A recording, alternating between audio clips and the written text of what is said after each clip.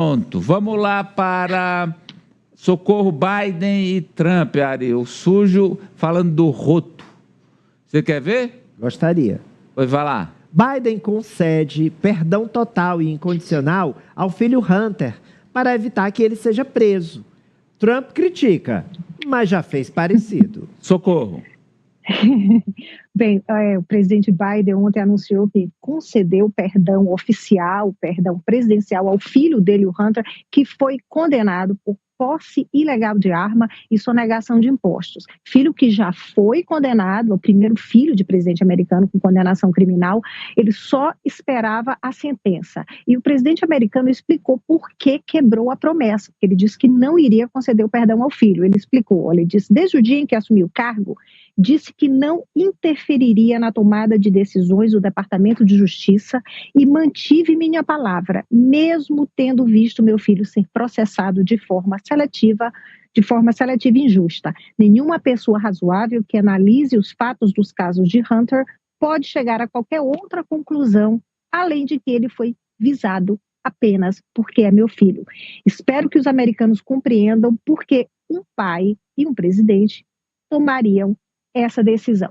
Só lembrando, o filho do presidente, ele foi condenado primeiro por posse ilegal de arma, porque ele mentiu ao preencher um formulário para comprar arma. Tem lá uma pergunta que diz, você é usuário de drogas ou é viciado? E na época ele assumiu e ele disse não. Então foi esse o erro, por isso que ele foi condenado.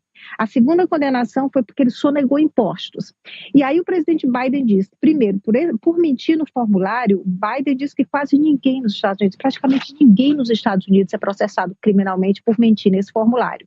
Segundo, sonegar imposto, Biden disse, olha, quem deixou de pagar imposto por causa de um vício, como é o caso do filho dele, que está sobre há mais de 5 anos, ele disse que depois que paga esse imposto que foi sonegado, paga com juros, paga com multas, também não é processado criminalmente. O Biden disse que isso aí foi uma perseguição, foi um processo político.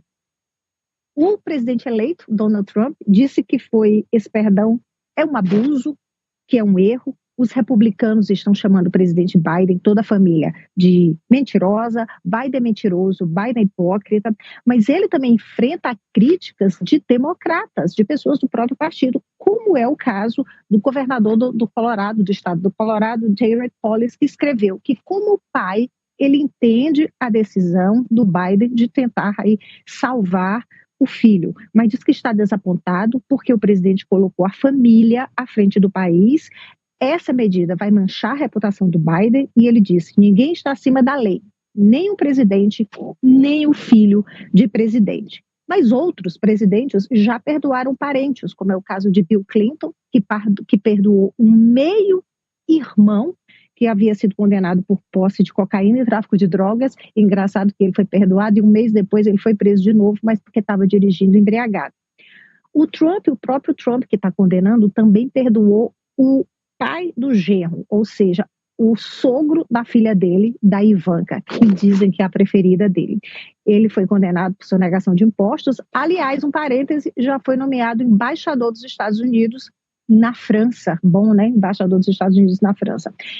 A única diferença desses dois casos, Amadeu, desses dois presidentes que perdoaram familiares, é que os dois já haviam cumprido uma pena de prisão, né? O filho do Biden, não. Agora, vou deixar aqui, no final, até para os jogadores aí, uma reflexão para eles. O jornal inglês The Guardian escreveu o seguinte, pergunta, se foi um ato de amor e misericórdia de um pai que já passou por tanta tristeza, que já sofreu tanto, ou uma manobra política hipócrita que lembra seu grande inimigo? O jornal diz que, no caso, as duas frases podem estar corretas, Amadeu. Só mais uma coisa. Não foi o Trump que pediu perdão aí porque falsificou urna, queria que a eleição fosse fraudada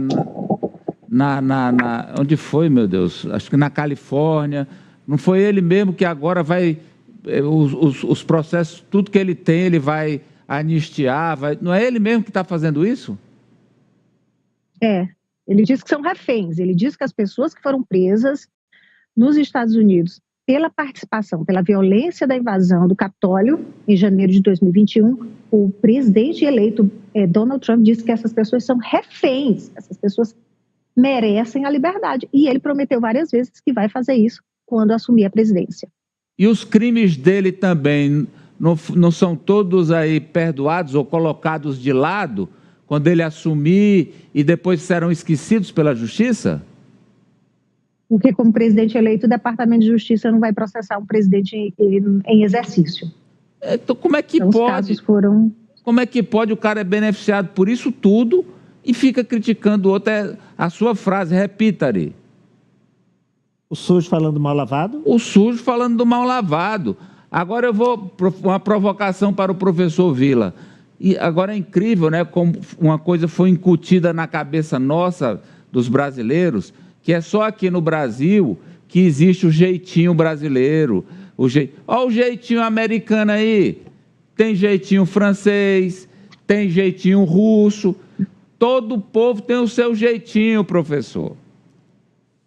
Não, é verdade. Eu acho que para nós causa profunda estranheza que isso seja uma prática nos Estados Unidos.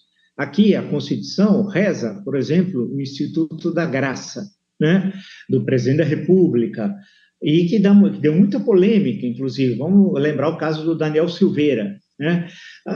Mas está lá na Constituição, a discussão que poderia terminar, claro, no Supremo Tribunal Federal. No caso norte-americano, não. É a canetada do presidente da República e acabou. Para a gente ver a fragilidade também da democracia norte-americana, que para muitos não é aquilo que se desenhou durante tanto tempo, né?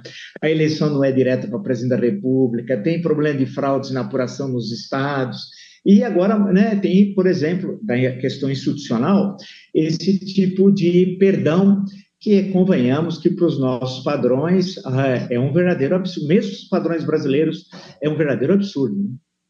Quer dizer, essa democracia americana é idealizada, mas de fato não é tudo isso, né, Apólice? A gente se fica sempre olhando, pensando que o gramado do vizinho tá mais bonito, né? Mais, o pé de caju tá mais frondoso. Então não tem essa. Todas as democracias têm os seus problemas. A democracia americana, então, nem se fala, passando por esse processo de fragilidade que Donald Trump instigou, né, desde que assumiu o poder, e agora voltando ao poder, ele vai montar em cima aí de todas as possibilidades que ele tiver para ser o bonzão, mesmo com uma ficha de condenações aí bem grandona. Um pênalti polêmico.